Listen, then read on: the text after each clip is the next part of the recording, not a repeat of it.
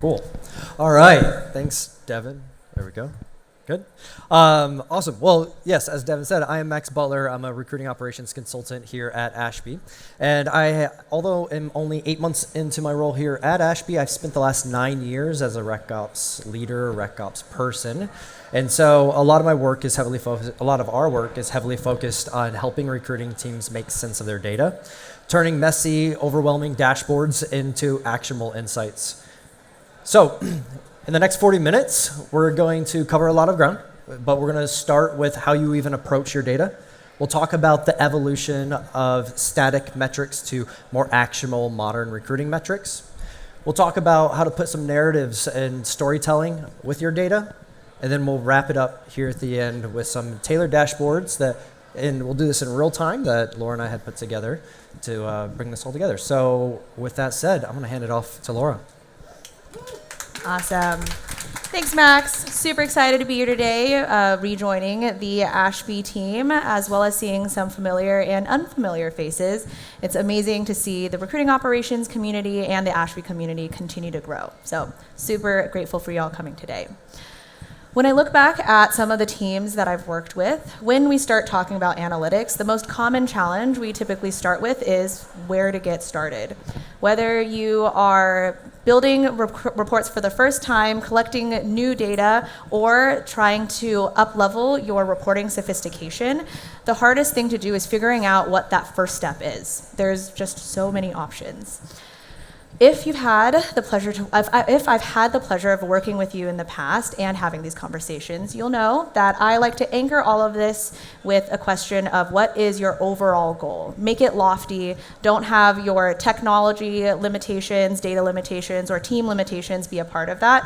So we know what we're building toward, and then we'll work back to some more feasible goals in the short term. So I invite you to think about, maybe think of this approachable one. Imagine you walk into your leadership meeting and you're able to very quickly say, here's what we're tracking, why it matters, and exactly what we need from you. Even if that future seems pretty far away, it just takes one step, one question, one new data set you've collected, and one messy report to get closer to that future. We just have to get started. Before you get started, though, even touching a spreadsheet, it's important to reflect why should data matter to you and your team specifically. Obviously, we know that data is helpful. Stakeholders love data, and data helps us make informed decisions. But get a little bit more personal than that. What question are you trying to answer with the data you're trying to get? What conversations are you going to enable? And what other parts of the process will you unlock when you're able to provide more insightful data? There isn't a single way to do data correctly, but there is a proper mindset, and that mindset is curiosity. So let's talk about how to move from we don't know where to start to we're ready to explore. So what do I mean when I say curiosity? I mean real curiosity, not vague interest. That means it's not just an action or a reaction. It means we're really asking the deep questions.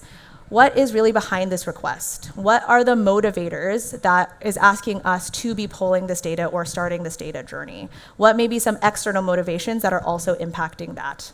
What does the business care about right now, and what do the priorities look like?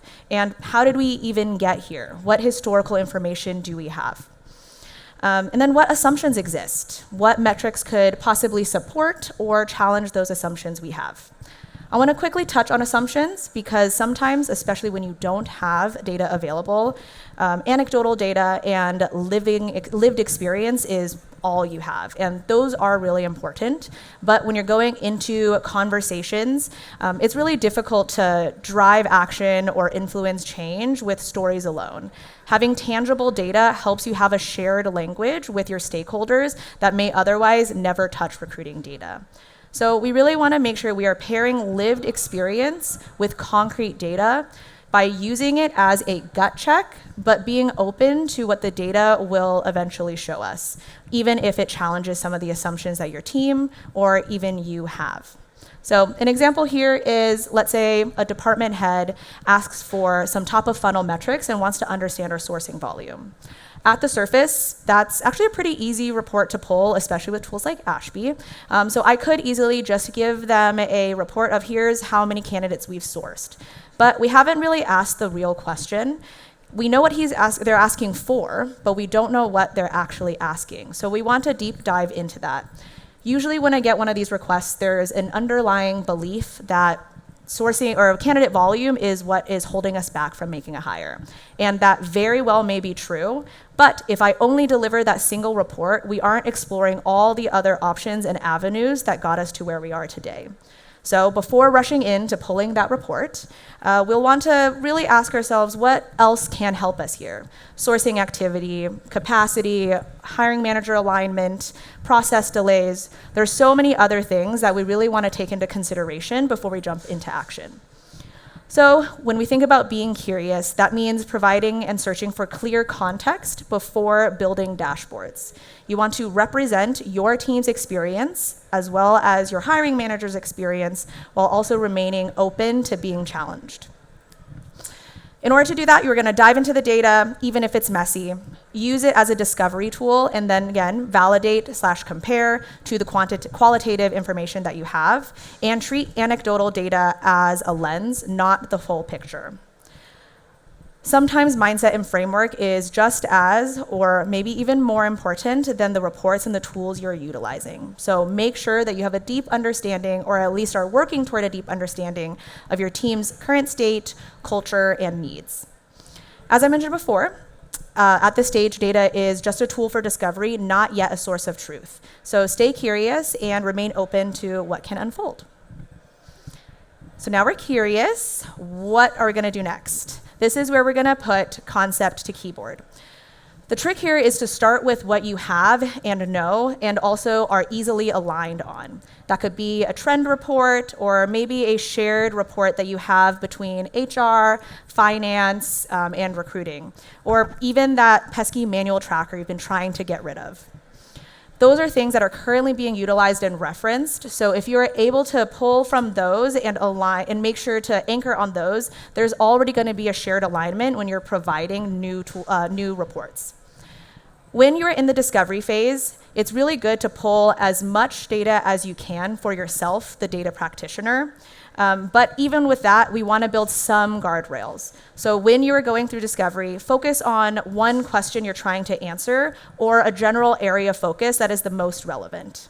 To clearly define what focus data you're looking for, you want to consider what you want and what you currently have, and then take a look at the priority action or answer that or question that you're trying to answer, and tie that to a single data point or action in the process that you would like to track.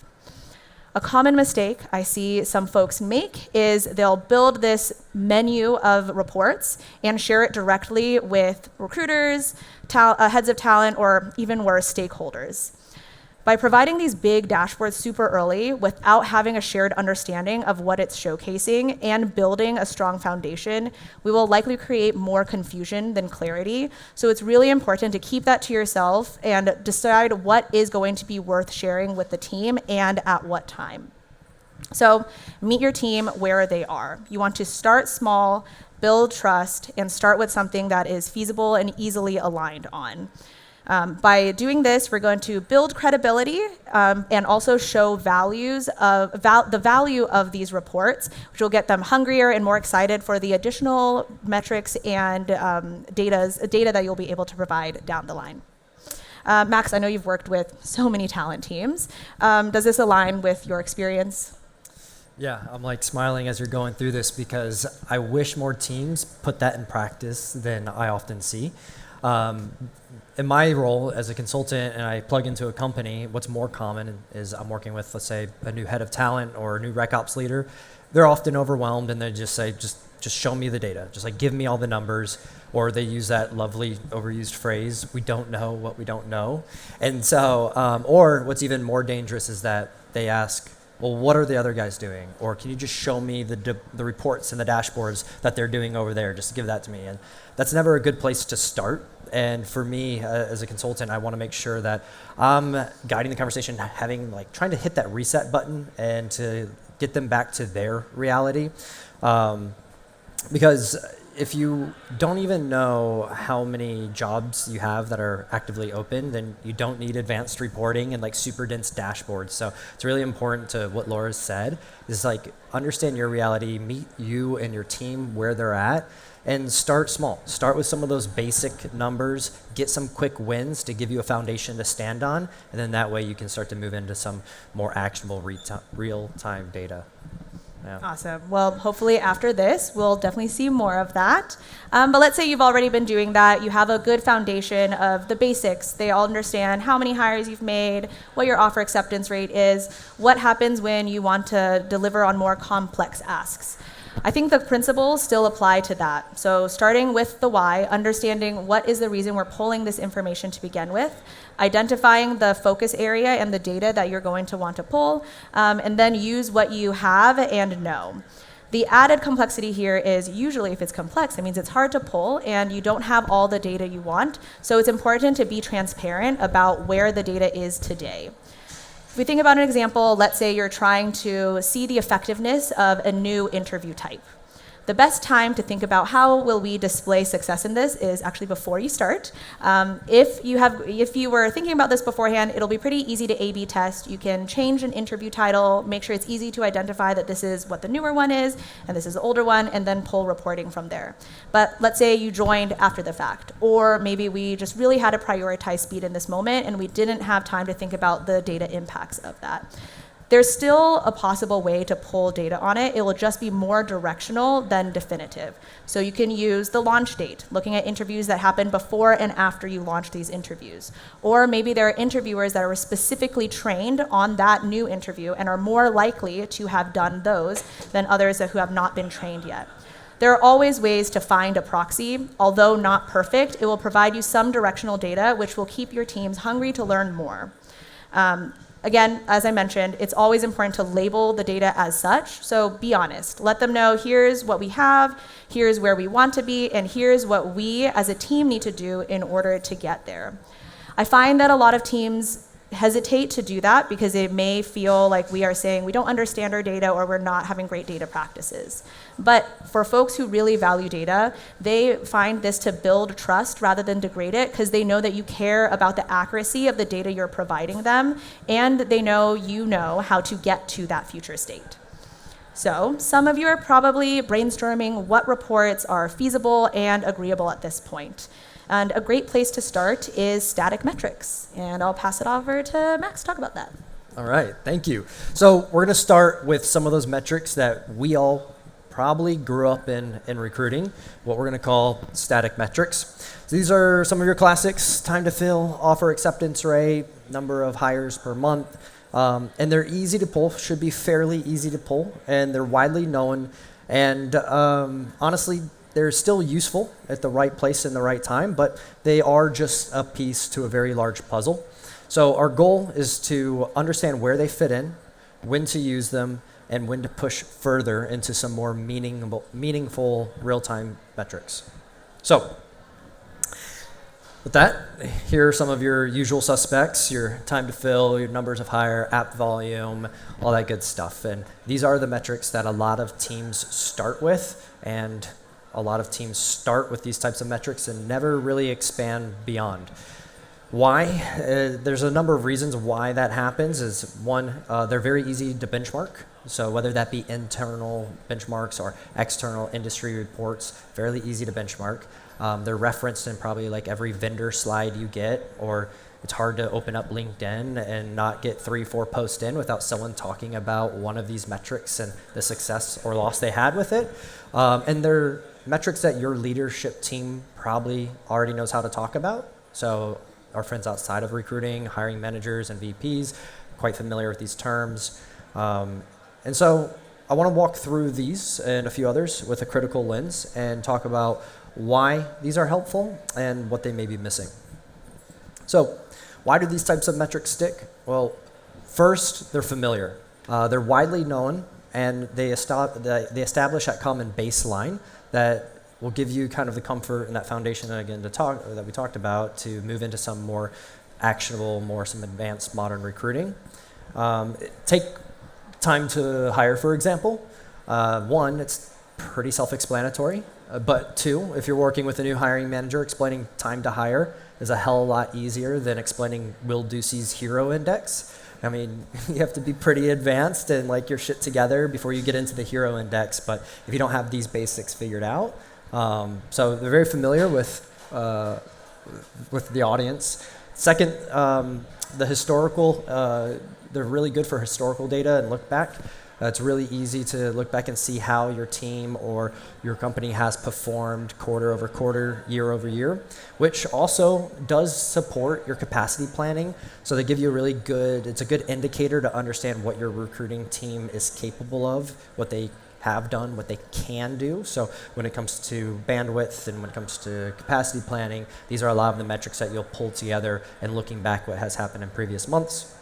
So while they are very helpful, and something that you should all know by heart, they are limited in providing insights into current performance and understanding what you as a team need to improve.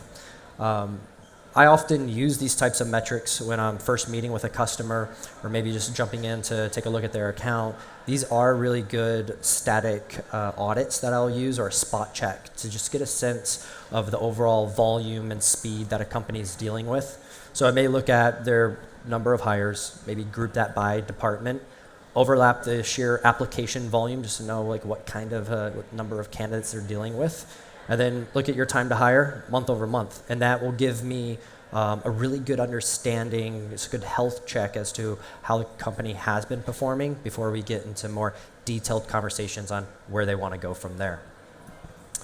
So here's the deal.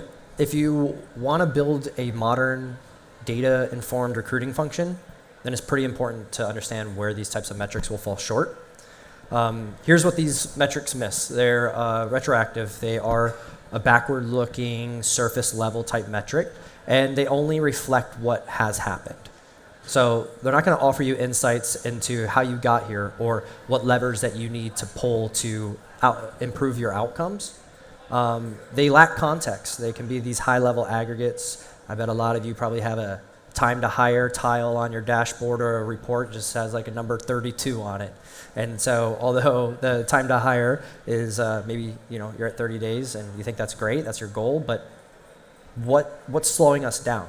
Who's moving too fast? At what point in the process are your candidates getting stuck? And again, it's time to hire.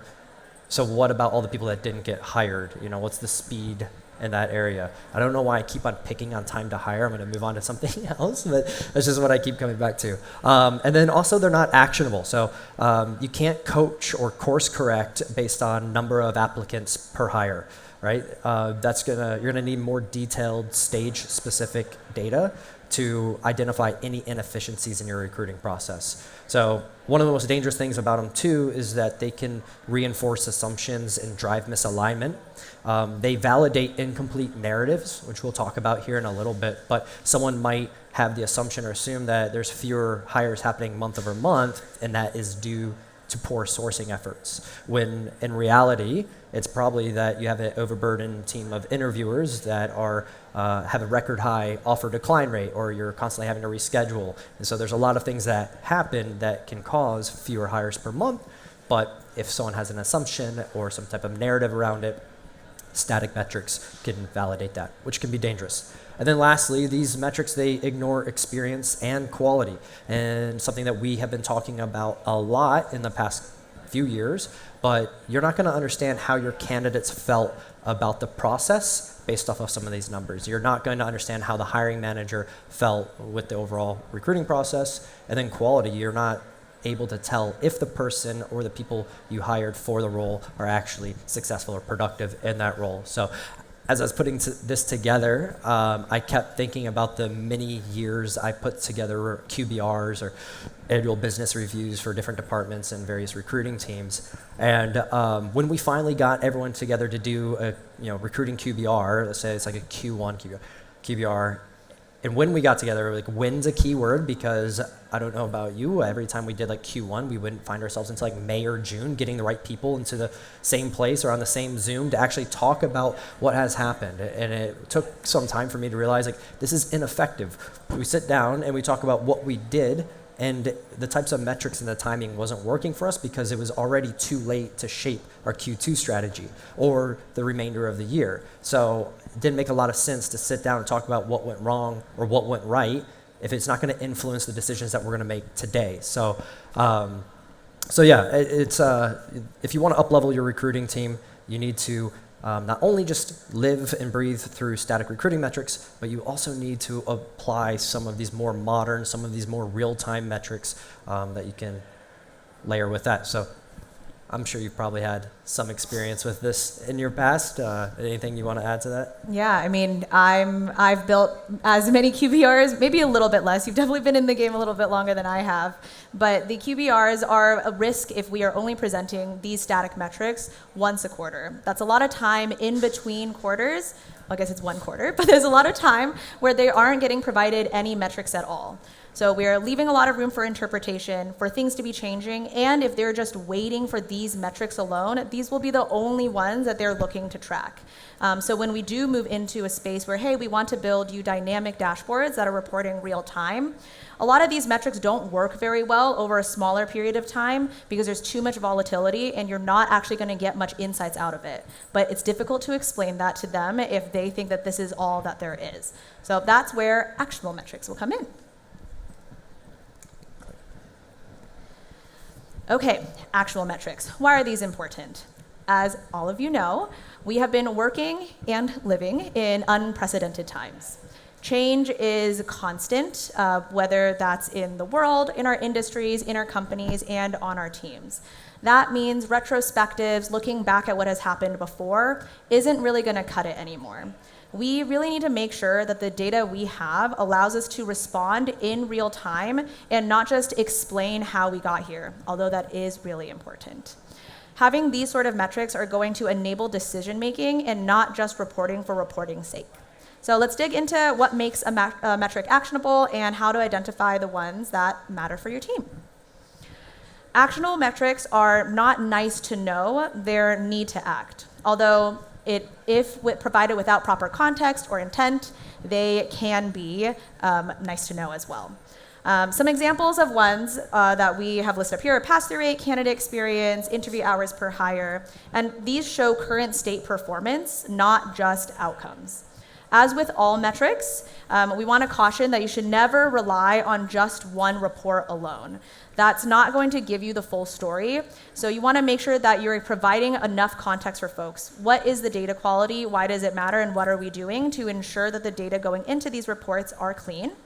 Make sure that you have a clear question in mind, and make sure that that people understand the process to help them interpret these reports. So let's go back to that example from before. Department head asked for sourcing volume. The assumption here is, again, we lack candidates, and that's what's stopping us from making our hires. The reality is we can go deeper. So something that I would show, or the reports that I would likely show, are talent activity by stage and focus on what is actually happening per stage and use this as a vehicle for education, not only to highlight the work that your team is doing, but also so they understand what else is impacting candidate volume or candidate success. Pass-through rates, those making sure that we can highlight bottlenecks really quickly. Hiring manager review conversion, so we can quantify hiring manager alignment, and a slew of other ones, whatever would be most relevant to you all. So rejection reason analysis, time in process by source, interview hours per hire. These reports might seem very common and maybe already utilized. You're like, oh, what's so modern about these? And realistically, what makes them modern is how we utilize them. They're going to be most powerful when we are using them as diagnostic tools that will prompt action, exploration, and refinement. So we ensure that it's not ending the conversation, it's guiding it. When we ensure that we are using these as diagnostic tools, we can then have more targeted reporting that aligns closer to your team's specific goals and the things that you've identified using these diagnostic reports.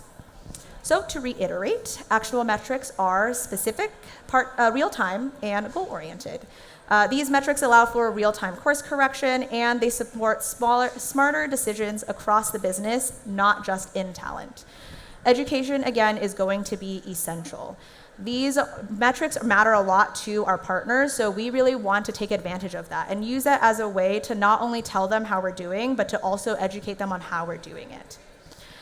When we think about how we can innovate more within reporting, what's going to be really important is that we have a foundation of understanding of recruiting metrics, so then we can free up more space for us as recruiting operations and data practitioners to go into more uncharted territory when it comes to reporting, to answer those more complex questions that maybe we haven't even asked yet, because the day-to-day is solved by the foundational reporting that you have built and the education that comes along with it. So we really want to open up space for innovation. Build trust early. It'll help you earn the space to expand scope and strategy and ensure that the day-to-day questions are being answered. What is going to be paramount to this future state of more advanced reporting is recruiting operations practitioners like yourself, understanding not only the benefits of these actionable metrics and others, but also the importance of data storytelling and narratives. And I'll pass over to Max to talk a little about that. Thank you. Yeah, it's super important, whether it be one of those, an old school metric, maybe it's a static metric or more actionable modern metric like this. One report by itself highlights a problem or it is a clue. But when you start pairing reports together, and when you start to put these reports together, you start to get a much clearer picture. So think of it this way: a single data point's a clue, and a set of reports is a narrative. And so that's where the power of storytelling and data narratives comes in. So we've talked a lot about metrics, what to track, why to track it, but data alone does not drive action. What actually will move the needle is your ability to translate that data into a narrative that resonates with your stakeholders. So that's where data narratives come in. All right. Context is everything. You can have every dashboard in the world, every single report that you can think of, but without tying that back to the business objective or your team goals, it's just noise. So your data should be an understanding of what's working and what's not. This is going to help you go, the context behind a dashboard or a set of reports is going to help you go from surface level metrics to understanding the why. You might see, again, a high number of interviews yields one hire, and this number continues to grow, and without context, that's just a number. But with context, you start to realize that's due to a low pass-through rates or a high number of candidates rejecting you late in the process due to a negative experience. And so without making an assumption of why does it take this many hires, or this many interviews to get a hire, but when you start to match that up with other data points, it starts to really tell a story. Your data should also be a watchtower to catch issues as they start to occur. If you were tuning into the keynote earlier, you saw someone talk about this being a watchtower and being able to see over the forest, and that's exactly what your reports and your dashboard should do.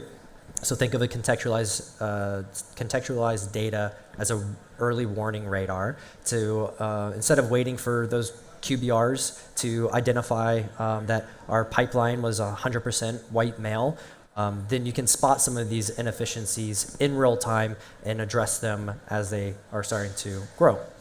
This is going to give you a proactive stance and address problems while they're still small, not once they've already started to impact your overall hiring.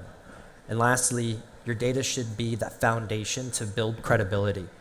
It shows that you're not just reporting for the sake of it, but you're proving that you understand what matters to the team. You're proving that you understand what's important to the rest of the business. And when you tie recruiting metrics back to your team goals, you're then seen as a partner, not just a service function. And I feel like my entire career, people have been saying, how can we get recruiting away from being that service function or paper pushers and be more proactive advisors, strategic thought partners? This is one of those ways that you're going to be able to do that. It's also going to help you shift the conversation with others instead of what went wrong or what happened last quarter to what do we need to adjust this week? Where do we need to shift our focus today? So how do you do that? Well, I've learned that people that are able to put the right reports with the right messaging in the right place is a bit of an art. And so a well-contextualized dashboard, having the right metrics in place, is going to not only show what has happened, but it's going to give you the insight and the confidence to act. And in doing so, You're going to accelerate credibility. So I just talked about this a bit, but when your data is clear, relevant, and tied directly back to the business, then you're going to start to gain trust. Stakeholders don't have to ask questions of like, where are these numbers coming from, or what do they mean? So take like the recruiting planner, for example, that Kelsey showed off this morning. When you're able to take a plan and lay it out, group it by department, that is going to allow the VP or let the stakeholder come in and look at it and give them the answers of, are they on track or are they off track? A question that we get a lot. But if you're able to, instead of showing that you've made 71 hires year to date, but if you can show how many hires each department has made month over month and who is falling behind and who is well on their way, there's no conversation needed. It's very clear there. You're going to drive improvement by taking these steps. You're going to drive improvement. So again, spot inefficiencies in real time. And this might be you overpaid for a job board. No names, but you maybe spent way too much money and the pass-through rate is insanely low. And the ROI, you can see this happen in real time. Or maybe it is that you see a group of interviewers or an interviewer that's constantly ignoring feedback and your feedback completion percentage is insanely low for this group. I'm sure none of you have ever dealt with low feedback completion scores, but these are things that you can spot in real time and you start to drive improvements while this is happening, so you're not waiting until later to say, well, how did we get here? And then lastly, that is going to give you that ability to proactively respond to what's happening in your business. So you're going to shift that recruiting from that reactive support function to having a team of talent advisors, maybe even your rec ops being empowered to be thought leaders and partners to the business as you're able to quickly identify some of these inefficiencies, then make those small, timely course corrections. That's going to prevent bigger problems before they really start to occur. So how do you communicate these insights in a way that actually lands? And that's where storytelling comes in. Again, data without narrative is just noise. It's the story that helps people understand what's happening, why it matters, and what we're going to do from there.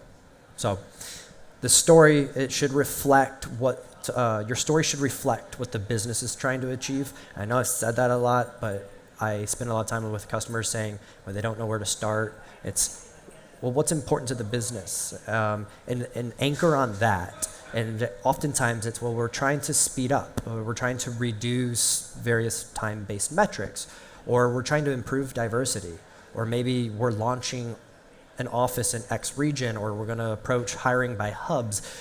These things that are important to the business, and then starting to build reports off of that and kind of tell that story that we're working with the business and their overall objectives is key. And so next, think about your audience. What questions do they care about? What decisions are they trying to make? Laura touched on it by not grabbing a whole bunch of reports and throwing it at a recruiter, or more dangerously throwing it at a stakeholder, but understand your audience and understand what kind of questions they're trying to answer. And then use these modern actionable metrics to connect the dots. Show if they're on track, provide context behind the numbers. Don't just throw data at people, show them what they're looking at and help them understand the why. So, have you had any success or wins in your career by telling a story with data? I'd like to hope I've had a few, but honestly, listening to you talk kind of brings me back more to the beginning of my career, when I first started diving into data and moving into recruiting operations. I didn't have a lot of guidance, so when I got requests for reporting, I viewed it really transactionally and not intentionally. They would be always very specific and sometimes really convoluted and complex. Like, I want to see performance of this interviewer when they're partnered with this person or with this specific team or during this season of the year. And those things were really difficult to pull, and I found a lot of joy in figuring it out, but I also spent a lot of time doing that. So when I delivered the report, most of the time it was met with additional confusion, or it was looked at for maybe 5 minutes and then we never talked about it ever again. even though there was a lot of fulfillment in figuring out that puzzle, I didn't really answer the question they were asking. I was answering their hunch in the moment. So if I could go back in time, I think really thinking about these requests as a small part of a larger question and working toward building dashboards and reports that can help us answer that question today and in the future. Yeah, I love that. Well, we've covered the evolution of static metrics to actionable ones, how to frame them in the context of a story. So let's take it a step further, and let's take a look at what these actually look like in practice, because the real magic happens when metrics are tailored to your business and your OKRs, or goals. All right, let's walk through a few example dashboards that we've put together. So we're going to shift the focus, something a little bit more interesting. That was easy. All right, I'm actually going to act like, can everyone see this all right? Yeah, we can make it a little bigger, because, all right. So, I actually didn't even tee this up. Yeah, go ahead. So, you should know what you're looking at. Can I actually go back on this slide? All right. So I was too eager to jump in and show you the dashboard, but I should explain why this dashboard's put together the way it is. Context. All right, so this is going to be through the lens of a head of talent that needs to understand, are we on track or are we not? Where do I need to apply pressure? Strategically, they're looking at things like your headcount plan. They're looking at their overall team performance, various benchmarks. But tactically, they need to understand where some of the bottlenecks exist, and they also need to understand if they are effectively interviewing that's going to set them up to yield some hires. So in doing that, you're going to need a set of reports very similar to a progress to hiring plan, NPS, pass through, activity by stage, time to fill, interviews to hire. And that's going to be able to connect both that strategy and the tactical work, bring it into one place so that they can quickly open up, look at. So I already gave you a sneak peek, but let's take a look at the dashboard here. Okay. You want to switch so I can big switcheroo. So first, front and center, what's really important is that when I look at dashboards, it's like, I'm looking at it, but there's not a lot of context. But having your KPIs, your team goals, your overall business objectives, whatever is key, have it set right there. So it should be pretty easy to know that we're looking to make 30 hires. Hiring manager to offer ratio is a KPI that we set for the team to 3 to 1. Again, a lot of this is based off of historic activity, think static metrics, as well as what is our benchmark internally. And so we have NPS for both hiring managers and candidates and our time-based metrics. So right off the bat, we need to hire 30 people, and we are at 25 looking to blow that goal out of the water, which is really good. But I also am noticing that the hiring manager to offer ratio is a little bit higher than we planned on. And so quickly here, a pass-through rate, lovely because you kill a few birds with a stone, that I can see how many candidates are moving through the process and which channels they're moving through. But yeah, there is a little bit of a bottleneck and something going on with the hiring manager screen, which plays into our overall hiring manager screen to offer. Speed though, we have a goal of 69 days to fill our jobs, and we're sitting right around 66. So it's not hurting us much because we're cutting in and out. It's not hurting us too much because we're still filling our jobs under that estimated time. So looking at what's happening today, we have a quick snapshot of overall interview activity. It looks like we do have a good number of interviews taking place across the right departments at late stages, which is nice, but also looking at that time to fill, keeping a close eye on it, I can quickly see where are my candidates getting stuck in the process. And so again, context and being able to tell a story. Anyone's looking at this dashboard can understand that we have interview per hire and the median time in process as a key performance indicator, and we're looking to make sure that we're doing this within 30 days, and candidates aren't staying in later stages any longer than 8 days. So there are no real bottlenecks that exist, maybe infrastructure engineer, and then interviews per hire, trying to stay under 30 interviews, product pretty high. Which, by the way, I don't know why product and engineering is always the problem child when it comes to recruiting data, but even in dummy data. Or any kind of data, yeah. And so, anyways, no surprise, just a little bit above. But at the very end, how does that come together? How are people feeling about the process? We just rolled out hiring manager experience surveys in this demo account, and so we're being able to capture Are the hiring managers happy with the way the team's performed and the candidates that they hired? So far, so good. And then on the candidate side, how are we doing over there? Here's our NPS. We just rolled these out in December. We're aiming for an NPS of 50. Not looking so good, but we now know at a quick glance on what is happening strategically on the recruiting front, and then tactically, what is the recruiting team doing, and where do I need to apply pressure to increase performance today before they become bigger problems down the road. So this is how I would approach it as a head of talent if this scenario was set up, but a clean dashboard looked at on Monday morning gives me all the information and data I need to take action.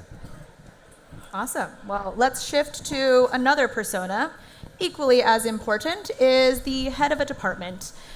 So a lot of the things that a talent leader cares about, a department head also cares about. They're both really busy. They want to see the most important metrics to them quickly. And they don't want to spend their time scrolling trying to figure out the answers or the answers to the questions that their stakeholders, their hiring managers, their CEO, and other leaders are going to be asking them.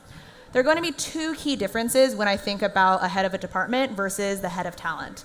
And those are their understanding of recruiting data and the scope of their responsibility.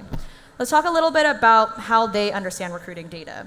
Most of our stakeholders and cross-functional partners have their own set of data. And a lot of times, it's a lot richer than the recruiting data we have access to due to regulations around how we can collect them and also just what is humanly possible to collect from a candidate versus, let's say, a customer.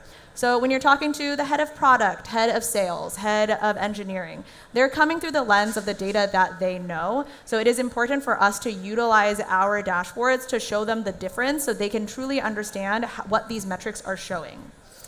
The most common questions that they tend to focus on are around their headcount. So how close are we to hitting goal? What has been allocated? What has been filled? Understanding of funnel visibility, where everyone is, where do we need more candidates, and what the the pipeline health looks like just overall, and then interviewer performance and general bottlenecks. They're going to ask you a variety of questions. These are just some examples of the ones that we tend to hear. But the primary goal is going to be they want to understand and have confidence that their hiring goals will be met. And if there's any possibility that it won't be met, they want to know what those blockers are so they can push forward action, whether that is through the recruiting team that is supporting them or their team. Again, we want to make sure we're providing clear contextual reporting without overwhelming, and framing and alignment should be delivered with these dashboards as well. So let's walk through a sample dashboard of one that we would provide to a head of a department. Amazing. Okay, so we built this dashboard for a VP of engineering. Similar to the head of talent, you're going to see that we have all of our goals listed up top. We really want to make sure to remind everyone what we are focusing on. It's really easy in a day-to-day when there's something urgent that comes up that is not something that our goal is focused on to dive deep into a rabbit hole. So this gives us an opportunity to anchor them on what's important.